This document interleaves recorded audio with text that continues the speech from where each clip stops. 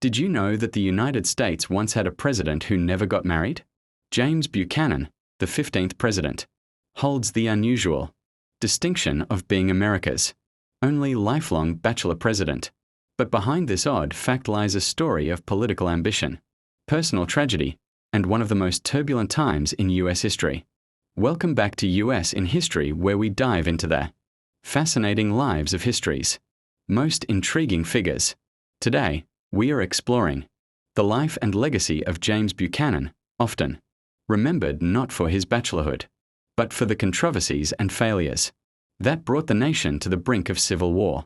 Early life. James Buchanan was born in 1791 in a log cabin in Cove Gap, Pennsylvania, the son of Scotch-Irish immigrants. He rose from humble beginnings to become a successful lawyer and then a politician. By the 1820s, Buchanan was already making waves in Congress. The tragedy that defined him. Buchanan was engaged once to Anne Coleman, the daughter of a wealthy iron magnate. But the relationship was rocky. Rumors swirled about Buchanan's intentions. And after a painful falling out, Anne tragically died at just 23 years old. Some say it was suicide. Heartbroken, Buchanan swore he would never marry, and he kept that promise for the rest of his life. The bachelor president.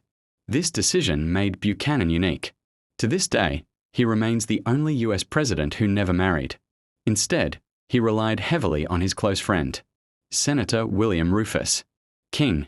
Their relationship has long fueled speculation among historians. Some suggest it may have been romantic, though there's no definitive proof. What's certain is that Buchanan preferred the companionship of politics over the traditional family life that most presidents portrayed. Political career. Buchanan's political career was impressive on paper. He served as a congressman, senator, and diplomat in both Russia and Britain. He was Secretary of State under James K. Polk, where he helped negotiate the Oregon Treaty with Britain. Finally, in 1856, Buchanan was elected president, largely because he had been abroad during the heated debates over slavery, keeping his reputation relatively untarnished. Presidency and legacy. But Buchanan's presidency quickly unraveled.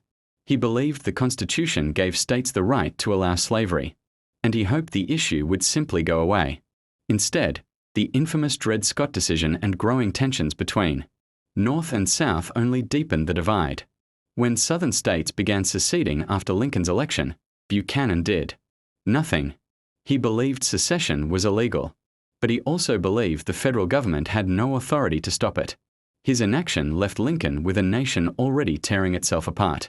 After leaving office, Buchanan lived quietly in Pennsylvania, writing a book defending his presidency.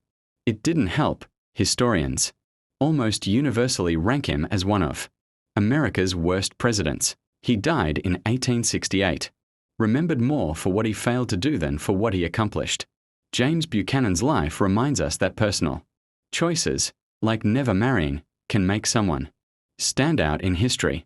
But it was his political failures, not his bachelorhood, that left the deepest mark on the United States.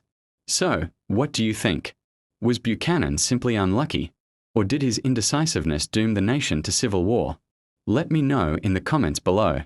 And if you enjoyed this dive into presidential history, don't forget to like, subscribe, and hit that notification bell for more stories from the past.